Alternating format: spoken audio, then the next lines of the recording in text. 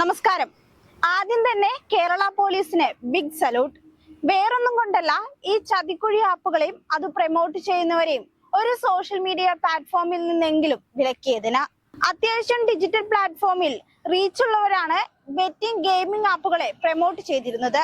റീച്ചുള്ളവർക്കൊക്കെ തന്നെ നല്ല വരുമാനം ഡിജിറ്റൽ പ്ലാറ്റ്ഫോം വഴി ലഭിക്കുന്നുണ്ടെന്നത് പകൽ പോലെ സത്യവുമായ കാര്യമാണ്.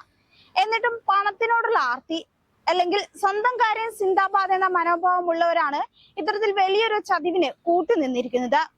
ഈ ഗെയിം കളിച്ച് ലക്ഷങ്ങൾ ഉണ്ടാക്കി ഒരു ദിവസം 10,000 രൂപ വരെ, ഇങ്ങനെ മനോഹരമായ വാഗ്ദാനങ്ങളാണ് അവർ മുന്നോട്ട് വെച്ചിരുന്നത്. പക്ഷെ ഇത് വലിയൊരു ചതിവാണ്. ഒരുപാട് പേരുടെ ജീവൻ കളഞ്ഞ പണം പോകുന്ന ഏർപ്പാടാണിത്. അത്തരത്തിൽ ഒരുപാട് വാർത്തകൾ ദിനം പ്രതി കേൾക്കുകയും വായിക്കുകയും ചെയ്യുന്നവരാണ് നാം എല്ലാവരും. എന്നിട്ടും ഈ ഓൺലൈൻ ഗെയിമിങ്ങും ബെറ്റിങ്ങും തഴച്ചു വളരുക തന്നെയാണ്. ഇവയ്ക്ക് പ്രചാരം നൽകുന്നവർ സോഷ്യൽ മീഡിയയിൽ വലിയ സ്വാധീനമുള്ളവരും. കഴിഞ്ഞ ദിവസമാണ് ബെറ്റിംഗ് ആപ്പുകളെയും ഗെയിമിംഗ് ആപ്പുകളെയും പ്രൊമോട്ട് ചെയ്ത കുറച്ച് ജനപ്രിയ ഇൻസ്റ്റഗ്രാം അക്കൗണ്ടുകളെ കേരള പോലീസ് പൂട്ടിച്ചത്. ജിയാസ് ജമാൽ എന്ന അഭിഭാഷകൻ നൽകിയ പരാതിയിലായിരുന്നു ഈ നടപടി. വയനാടൻ ബ്ലോഗർ മല്ലു ഫാമിലി, സുജിൻ, ഫഷ്മിന സാക്കിർ തുടങ്ങിയ നിരവധി പേരുടെ ഇൻസ്റ്റഗ്രാം അക്കൗണ്ടുകളാണ് ഇതേ തുടർന്ന് പൂട്ടിയത്. ആപ്പുകളിൽ നിന്ന് പ്രൊമോഷന് വേണ്ടി വൻ തുക വാങ്ങുക, ശേഷം തങ്ങളുടെ ജീവിതത്തിൽ ഉണ്ടാകുന്ന നേട്ടങ്ങൾ ഈ ആപ്പിലൂടെ ഗെയിം കളിച്ചുണ്ടാക്കിയതാണെന്ന തരത്തിൽ ഇൻസ്റ്റഗ്രാമിൽ പ്രചരിപ്പിക്കുക. ശരിക്കും പറഞ്ഞാൽ സ്വന്തം പ്രേക്ഷകരെ വഞ്ചിക്കൽ. ഇത് ഇന്നും ഇന്നലെയും തുടങ്ങിയതല്ല. നേരത്തെ തന്നെ ഇൻസ്റ്റഗ്രാം വഴി ഇൻഫ്ലുവൻസേഴ്സ് ഇത്തരത്തിൽ ബെറ്റിംഗ് ആപ്പുകളെ പ്രൊമോട്ട് ചെയ്യുന്നതായി ചൂണ്ടിക്കാട്ടി എസ് അഭിജിത്ത് എന്ന വ്യക്തി രംഗത്ത് വന്നിരുന്നു. ഇത് വലിയ ചർച്ചയ്ക്കും വഴിവെച്ചിരുന്നു. ഇത്തരത്തിൽ മനുഷ്യനെ പറഞ്ഞു പറ്റിച്ച് ആർഭാട ജീവിതം നയിക്കുന്നവരെ നിങ്ങളൊന്ന് ആലോചിച്ചു നോക്കണം. നിങ്ങളൊക്കെ പലരുടെയും നിത്യജീവിതത്തിൽ വലിയ സ്വാധീനം ചെലുത്തുന്നവരാണ്. പലപ്പോഴും കടം കയറി നിൽക്കുന്നവരും ടീനേജ് പ്രായക്കാരുമാകും നിങ്ങളുടെ ഇരകളായി മാറിയിട്ടുണ്ടാവുക. ആളെ കൊല്ലിക്കുന്ന, പണം പോകുന്ന ഈ ആപ്പുകളെ എന്ത് കണ്ടിട്ടാണ് പൊതുമധ്യത്തിൽ നിങ്ങളിങ്ങനെ പ്രൊമോട്ട് ചെയ്തുകൊണ്ട് നടന്നിരുന്നത്?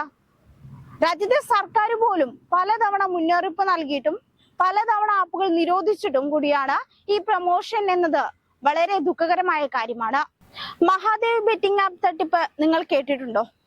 ഓൺലൈൻ ബെറ്റിംഗ് ആപ്പായിരുന്ന മഹാദേവ് ആപ്പ് വഴി സൗരവ് ചന്ദ്രാകർ, രവി ഉപ്പൽ എന്നിവർ തട്ടിയത് കോടികളായിരുന്നു. ഇന്ത്യയിൽ ഓൺലൈൻ ബെറ്റിംഗ് നിരോധിച്ചിരുന്നതോടെ ദുബായിൽ നിന്നായിരുന്നു ഇവർ പ്രവർത്തനം നടത്തിയത്.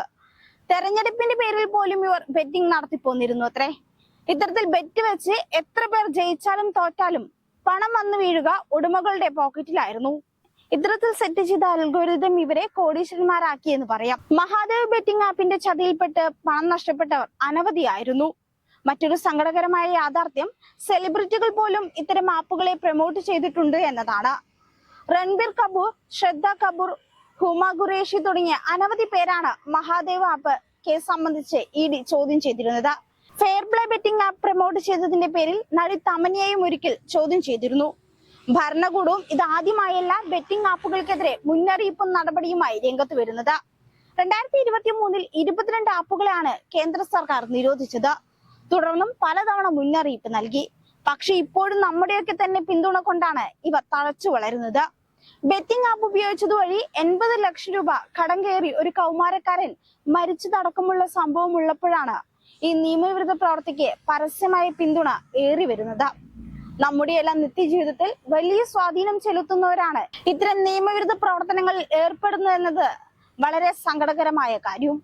പുതിയ തലമുറ ഏറ്റവും കൂടുതൽ സമയം ചെലവിടുന്ന ഇൻസ്റ്റഗ്രാമിനെയാണ് ബെറ്റിംഗ് ആപ്പുകൾ പ്രമോഷനായി ലക്ഷ്യം വെക്കുന്നത്. അവിടെ നിരവധി കാഴ്ചക്കാരുള്ള ഈ ഇൻഫ്ലുവൻസേഴ്സ് ഇവരെയെല്ലാം തട്ടിപ്പിന് ഇട്ടുകൊടുക്കുകയാണോ വേണ്ടത്? വലിയ പൗരബോധം കാണിക്കണമെന്നൊന്നും പറയുന്നില്ല. എന്നാലും ഇത്തരം ആപ്പുകൾ പ്രൊമോട്ട് ചെയ്യുന്ന പ്രിയ ഇൻഫ്ലുവൻസേഴ്സെ, ഇനിയെങ്കിലും മനുഷ്യരെ ഇങ്ങനെ പറ്റിക്കാതെ ജീവിച്ചുകൂടെ? ഒന്നുമില്ലെങ്കിലും നിങ്ങൾ അപ്ലോഡ് ചെയ്ത വീഡിയോ കണ്ട് നിങ്ങൾ ഈ പറയുന്ന റീച്ചിലേക്ക് എത്തിച്ചത് ഈ കാഴ്ചക്കാർ തന്നെയാണ്. അവരെ തന്നെ കൊന്നു തിന്നണം.